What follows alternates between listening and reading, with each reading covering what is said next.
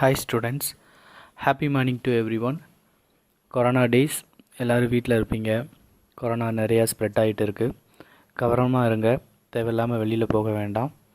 Mask wear பண்ணிக்கோங்க. கைகளை அடிக்கடி சுத்தமாக கழுவிக்கோங்க. இப்போ இங்கிலீஷ் 7th இங்கிலீஷில் நம்ம ஃபஸ்ட் லெசன் பார்க்க போகிறோம். இந்த ஃபஸ்ட் லெசனில் வந்து நமக்கு என்ன மாதிரியான டாபிக்ஸ் இருக்குது, எப்படி லேர்ன் பண்ண போகிறோம் அப்படின்றத, இன்ஸ்ட்ரக்ஷன், அப்புறம் என்ன மாதிரியான ஃபாலோஅப் இருக்கணும், இதெல்லாம் இந்த வீடியோவில் நம்ம பார்க்கலாம். ஸோ இதுதான் நமக்கு 7th ஸ்டாண்டர்ட் இங்கிலீஷ் புக்கினுடைய ஃப்ரண்ட் பேஜ். நல்ல கலர்ஃபுல்லான டேர்ம் வைஸ் புக்கு. மேக்ஸிமம் உங்களுக்கு வந்து இந்த இயர் வந்து இந்த டேர்ம் இருக்காது. அதாவது டேர்ம் 1, டேர்ம் 2, டேர்ம் 3 அப்படின்ற மாதிரி இருக்காது. சிங்கிள் புக்கில் வந்து உங்களுக்கு எல்லா லெசனும் வர்ற மாதிரி இருக்கும். புக்கு எல்லாமே நமக்கு பிரிண்ட் ஆகிட்டு அந்தந்த ஸ்கூலுக்கு வந்து கொடுக்க சொல்லியிருக்காங்க. ஸோ கவர்மெண்ட் ஆர்டர் நமக்கு கிடைச்சதும் புக்ஸ் எல்லா ஸ்டூடெண்ட்ஸுக்கும் நம்ம வந்து கொடுத்துருவோம். ஸோ 7th புக்கினுடைய டேர்ம் 1 ஃபஸ்ட்டு இங்கிலீஷ் கண்டென்ட் இது தான். நமக்கு வந்து மொத்தம் 3 யூனிட் இருக்குது. 3 யூனிட்டில் வந்து ப்ரோஸ், போயம், சப்ளிமெண்டரி அப்படின்னு 3 நமக்கு பிரிச்சுருக்காங்க. ப்ரோஸ் பீஸ் அப்படின்னா நமக்கு எல்லாத்துக்கும் தெரியும். இன்ஃபர்மேட்டிவான ஒரு லெசன் இருக்கும். அந்த லெசனில் உள்ள வெக்காபுலரி, அந்த லெசனில் உள்ள சென்டென்ஸ் மேக்கிங், அப்புறம் அந்த லெசனில் என்ன மாதிரியான கண்டென்ட் டெலிவர் பண்ணுறாங்க அப்படின்றதெல்லாம் நம்ம கான்சன்ட்ரேட் பண்ணணும். தென் போயம். ஸோ இந்த போம் அப்படின்றதில் வந்து கொஞ்சம் ப்ரோஸ் ஸ்டைலேருந்து லாங்குவேஜ் நமக்கு கொஞ்சம் ஸ்டாண்டர்டைஸ்டாக பியூட்டிஃபுல்லாக இருக்கும். வேர்ட்ஸ் எந்த அளவுக்கு ரிச்சாக யூஸ் பண்ணலாம் அப்படின்றது, அப்புறம் கண்டென்ட் எப்படி டிஃப்ரெண்ட் வேயில் வந்து டெலிவரி பண்ணலாம் அப்படின்ற விஷயங்களை வந்து நம்ம போயம் அந்த செஷனில் பார்க்க முடியும். சப்ளிமெண்டரின்னு பார்த்துக்கிட்டிங்கன்னா அதில் பெரும்பாலும் மாரல் ஸ்டோரிஸ், ட்ராமா, இந்த மாதிரி நிறையா விஷயங்கள் நமக்கு தெரியும். ஸோ இங்கே என்னென்னா ப்ரோஸ், போயம், சப்ளிமெண்டரி இது சேர்ந்து ஒரு யூனிட்டு. 3 யூனிட் 3 யூனிட் சேர்ந்தது தான் ஒரு டேர்ம். ஸோ 3 டேர்ம் நமக்கு இருக்குது. அதில் ஃபஸ்ட்டு டேர்மில் ஃபஸ்ட்டு ப்ரோஸ் தான் நம்ம இப்போ பார்க்க போகிறோம். ஸோ அந்த ப்ரோஸ்க்கு என்ன அர்த்தம் அப்படின்னா ஈத்கா அப்படின்றது தான் ஃபஸ்ட் லெசன். ஸோ ஈத்கானா என்ன, அந்த லெசனில் நமக்கு என்ன சொல்ல வராங்க அப்படின்றத பார்க்கலாம். இதில் யூனிட் 1 ஈத்கா ப்ரோஸ் அப்படின்னு கொடுத்துருக்காங்க.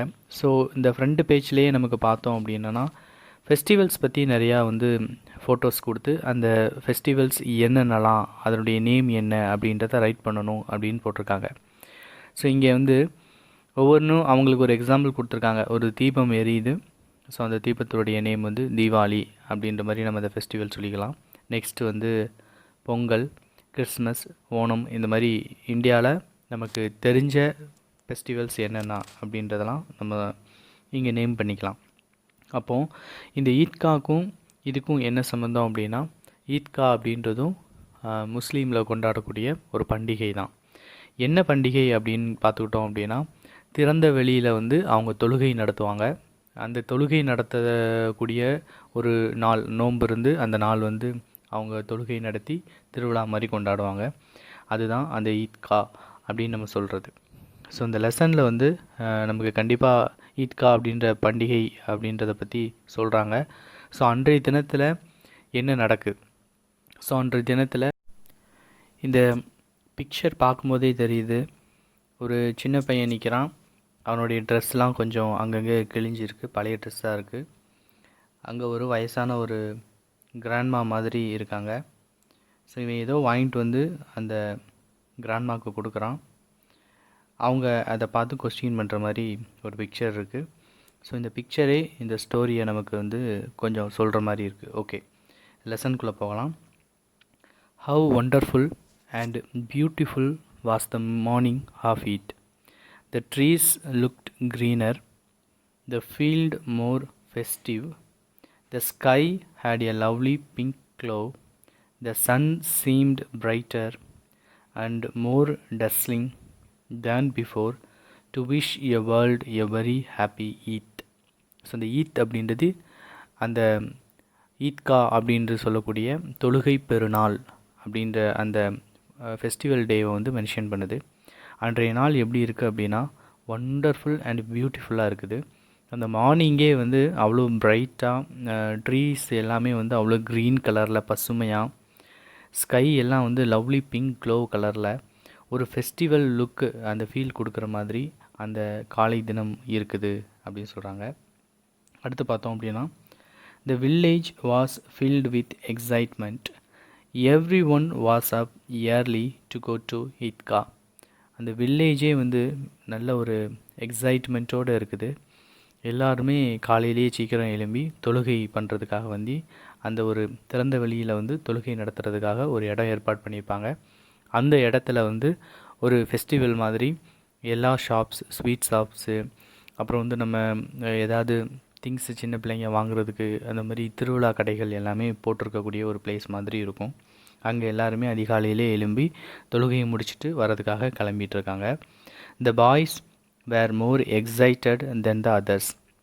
அந்த குட்டி குட்டி பாய்ஸ் இருப்பாங்கள்ல, அவங்க அந்த வில்லேஜில் இருக்கிற மற்றவங்கள காட்டிலும் ரொம்ப எக்ஸைட்டடாக இருக்காங்க. They had been talking about it all the times. அவங்க எல்லாருமே எப்பயுமே வந்து இதை பற்றி தான் வந்து பேசிகிட்டே இருப்பாங்க. அதாவது சின்ன பிள்ளைங்கனாலே ஃபெஸ்டிவல் பற்றி, அதை செலிப்ரேட் பண்ணுற வேஸை பற்றி நினச்சிட்டே இருப்பாங்க. அதுக்கு நிறைய பிளான் பண்ணிகிட்டே இருப்பாங்க. அது மாதிரி தான் இந்த பசங்களும் இந்த ஈத்கா அப்படின்ற நாளுக்காக ரொம்ப நாள் பேசிகிட்டே இருந்தாங்க. அதை பற்றி பிளான் நிறையா வச்சுருக்காங்க. அதனால தான் அவ்வளோ எக்ஸைட்மெண்ட்டாக அவங்க இருக்காங்க. Finally the day had come and now they were impatient. They were taking their treasure out of their pockets, counting and recounting it before putting it back. அப்போது அவங்க என்ன பண்ணுறாங்க, அந்த செலிப்ரேட் பண்ணுற அந்த ஈத்கா நாளுக்காக டெய்லி காசு சேர்த்து வைக்காங்க. அந்த சேவ் பண்ண மணியை வந்து எடுத்து கவுண்ட் பண்ணி பார்க்காங்க. திரும்ப பாக்கெட்டுக்குள்ளே போடுறதுக்கு முன்னாடி கவுண்ட் பண்ணி பார்க்குறாங்க. அதுதான் அவங்களுடைய பொக்கிஷம். அதை வச்சு அவங்க என்னன்னாலும் வாங்கிடலாம் அப்படின்றது அவங்களுடைய நம்பிக்கை. அப்போது Mohammed counted 1, 2, 10, 12. He had 12 coins. Mohammed அப்படின்றது வந்து அவனோட நம்ம இந்த இதில் வந்து ஃபஸ்ட்டு சொல்லக்கூடிய ஒருத்தருடைய நேமு, அந்த பாயோடைய நேமு. அந்த பாய் வந்து 12 காயின்ஸ் வச்சுருக்கான். மொஷீன் வந்து ஹேட் 1, 2, 3, 8, 9, 15 காயின்ஸ் வந்து அவன் வச்சுருக்கிறான். With this money they would buy countless things, toys, sweets, paper pipes, rubber balls and much more. So அவங்களால இவங்க வச்சுருக்கக்கூடிய இந்த ஜஸ்ட் ஒரு 12 காயின், 15 காயின்ஸ் வச்சுட்டு அவங்களால எண்ண முடியாத அளவுக்கு திங்ஸ் வாங்க முடியும்னு அவங்க நம்புகிறாங்க. என்ன மாதிரியான திங்ஸ் அப்படின்னா டாய்ஸு, ஸ்வீட்ஸு, இது மாதிரிலாம். The happiest of the boy was Hamid. So இங்கே நமக்கு இந்த ஸ்டோரியில் யாரை பற்றி சொல்கிறாங்க, யாரை பற்றி நம்ம படிக்க போகிறோம் அப்படின்னா ஹமீத் பற்றி தான். ஸோ இந்த ஹமீது தான் இருக்கிறதுலேயே ரொம்ப ஹாப்பியஸ்ட் பாயாக இருக்கான். He was only 4, thin and poor dressed. He was only 4, அவனுக்கு வந்து 4 தான். ரொம்ப தின்னாக இருக்கான். புவர்லி ட்ரெஸ்டு, அவனுடைய ட்ரெஸ் பார்க்குறதுக்கு ஒன்றும் அந்தளவுக்கு நல்லா இல்லை. ரொம்ப புவர் ட்ரெஸ் தான் வச்சுருக்கான். Last year his father had died of cholera. So இவனுடைய அப்பா வந்து லாஸ்ட் இயர் வந்து இறந்துட்டாங்க. தென் மதர் ஆல்சோ டைட், அவங்க அம்மாவும் இறந்துட்டாங்க. From the Hameed lived with his old கிராணி அமீனா. அமீனா அப்படின்ற கிராண்ட் மதரோட, அதாவது கிராணி அப்படின்னா கிராண்ட் மதர், அவங்களோட அவன் வாழ்ந்துட்டு வரான். And was as happy as a lark. She told him that his father had gone to earn money and that his mother had gone to Allah to get lovely gifts for him. அப்போ அவங்க அம்மா என்ன சொல்கிறாங்கன்னா, அவங்க அப்பா வந்து இப்போ நிறைய வந்து பணம் சம்பாதிக்கிறதுக்காக வெளியில் போயிருக்காங்க. உன்னோட அம்மா வந்து உனக்காக நிறைய கிஃப்ட்ஸ் வந்து அல்லாட்டேருந்து வாங்கிட்டு வர்றதுக்காக போயிருக்காங்க அப்படின்னு அந்த ஹமீதுகிட்ட வந்து அவங்க பாட்டி சொல்லி வச்சுருக்காங்க. அதே சமயத்தில் Hamid had no shoes. This made happy, அதாவது இந்த மாதிரி சொல்கிறது வந்து ஹமீதுக்கு வந்து ரொம்ப சந்தோஷமாக இருக்குது. அப்பா என்றைக்காக இருந்தாலும் நமக்கு நிறையா வந்து மணி வந்து கொண்டு வருவாங்க, அம்மா நிறைய கிஃப்ட் வந்து வாங்கிட்டு வருவாங்க அப்படின்றது அவன் ரொம்ப சந்தோஷமாக இருக்கான். பட் அவனுடைய ஒரிஜினல் நிலவரம் என்ன அப்படின்னா, Hamid had no shoes on his feet. The cap on his head was soiled and tattered. கிழிஞ்சு போயிருக்கு அவனுடைய கேப்பு.